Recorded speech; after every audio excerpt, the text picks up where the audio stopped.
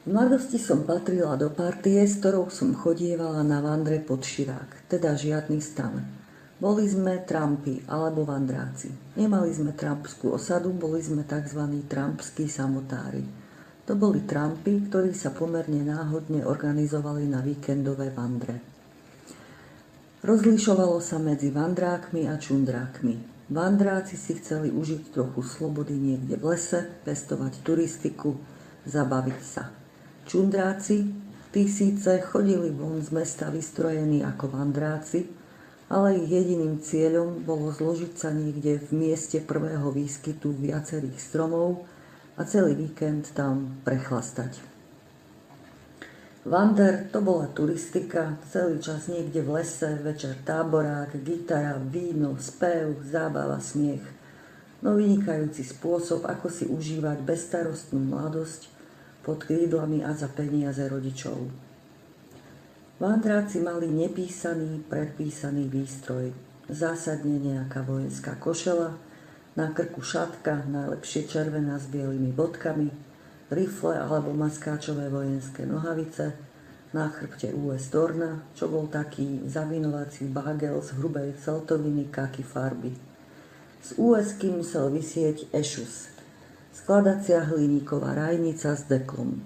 Keď sa dekel niekam podial, to nevadilo. Ten ešus musel byť poriadne odýmený až čierny. Pamätám si, ako mi raz moja nebohá mama ešus vyčistila a vyleštila, pretože sa na ňo už nemohla pozerať.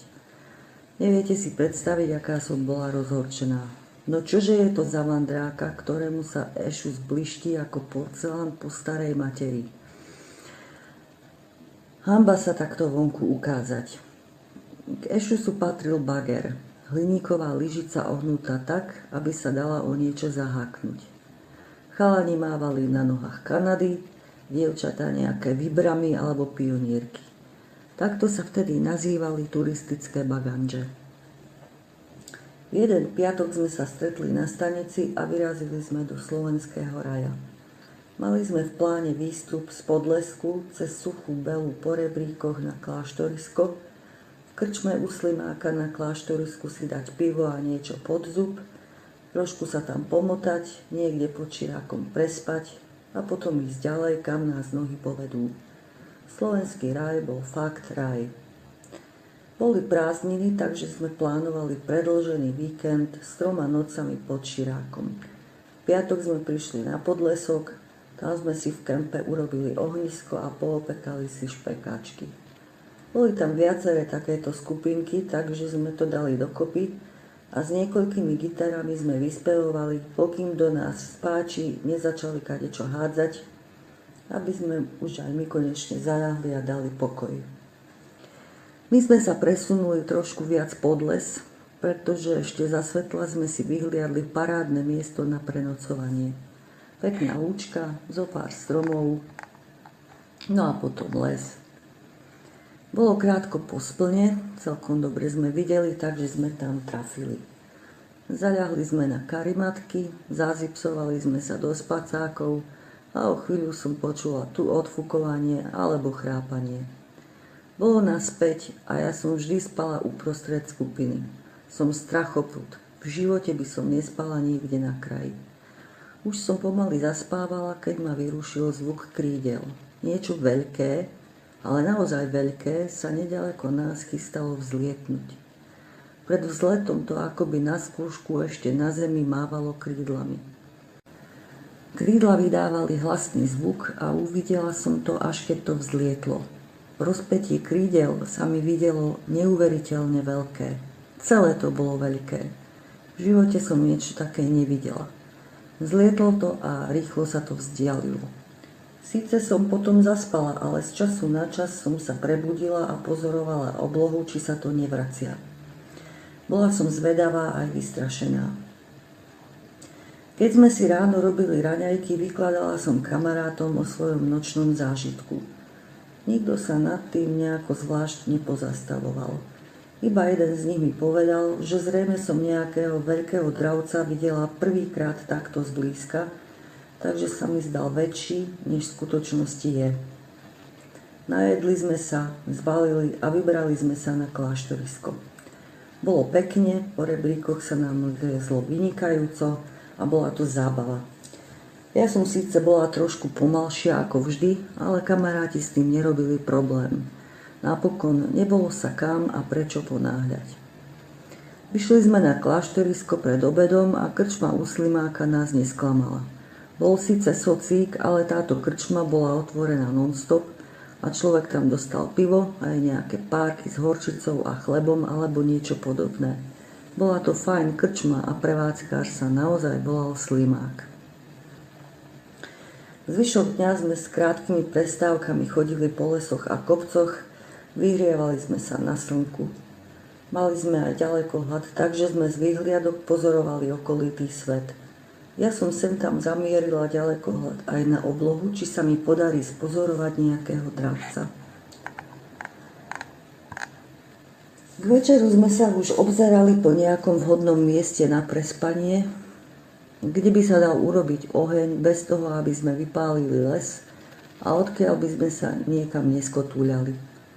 Trvalo nám to trošku dlhšie, ale to miesto stálo za to. Bola to malá lúčka obkolesená lesmi, uprostred nej nejaký strom, vyzeralo to ako planá jabloň. Neviem totiž rozlišovať stromy, pokým na nich nie sú nejaké plody. Nie veľmi ďaleko bola voda, skrátka bolo to vynikajúce miesto. Zahrali sme si tam naše obľúbené, síce mierne zákerné, ale za to veľmi zábavné hry. Za všetky spomeniem jednu, volali sme ju Nídr. To niekto, nazýva sa veliteľ, z nenazdárky vykrikne Nídr. Všetci ostatní musia zastať a spadnúť k zemi, ako keby sa chceli plaziť. Takto musia ležať tak dlho, ako sa to veliteľovi páči. Za ten čas tento dobrák ostatných tu potiahne za nos, alebo za uši, alebo za uzly z šnúrky na baganžiach a podobne. Potom vykríkne Auf a všetci sa postavia, rehocú sa ako kone a rátajú škody na sebe a majetku, prípadne naháňajú toho dobráka. V tomto prípade bola aj naháňačka, pretože jeden kamarát bol nútený si ľahnúť do nejakého zvieracieho trusu. Chudák smrdel tak, že sme mu povedali, nech si hľadá nocľah inde. Napokon sme sa nad ním zľutovali a oznámili sme mu, že ak tú košeľu spáli alebo niekam zahrabe, tak môže s nami ostať. Založili sme si oheň, najedli sme sa a potom sme sa bavili, hrali na gitaru a spievali dlho do noci. Kamaráti pomaly jeden za druhým odkvecli a zaspali. Ja by som ešte pristala na zo pár pesničiek, ale čo sa dalo robiť, predsa nebudem sedieť pri ohni takto v noci sama. Uložila som sa aj ja, samozrejme uprostred skupiny. Pofúkoval slabý vietor a na strome, pod ktorým sme ležali, jemne ševelilo lístie. Bolo to ako uspávanka. Zdalo sa mi, že to ševelenie lístia nejako zosilnilo, čo bolo čudné, pretože vietor nezosilnil. Napriek tomu nás ovanul náraz vzduchu. Nebolo mi všetko jedno, pretože to bolo vyslovene zlovestné. Započúvala som sa do toho zvuku a došlo mi, že je to zvuk krídel. Niečo pri nás zosadlo na zem a trepotalo obrovskými krídlami. Presne ako predošlú noc. Počula som, ako sa to prechádza za naším stromom, vlastne nás to obchádza zo zadu a tie kroky zneli inak. Nie ako od dvojnohého tvora, ale ako od štvornohého. Stále bolo počuť trepotanie krídel. Ležala som ticho a nepohnute, stúhnutá ako štolverka a ledva som dýchala. Ocitlo sa to aj v mojom zornom poli.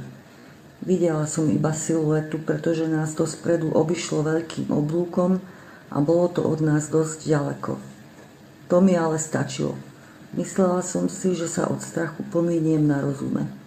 Neviem, ako dlho sa to pred nami pohybovalo, mne sa to zdalo ako celá večnosť. Krídla toho stvorenia boli ohromné. Zrazu sa tvor prikrčil, ako by chcel na niečo zaútočiť, potom sa vzpriamil, dlho trepotal krídlami a pomaly vzlietol. Na oblohe sa rýchlo stratil. Bola tma a zamračené. Rozostilo sa ticho, lístok sa ani nepohol a ja som sa nepokúšala zaspať. Mala som oči ako na stopkách. Keď začalo svitať, zaspala som ako drevo.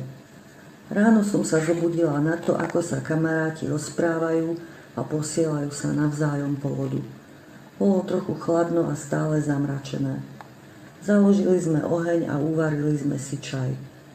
Na zohriatie sme si doňho dali poriadnu kvapku rumu. O svojom nočnom zážitku som nikomu nehovorila. Nechcela som kaziť náladu. Stačilo, že sa poriadne zopsulo počasie a my sme vymýšľali plán B pre prípad dažďa. No veľa sme toho nenavymýšľali.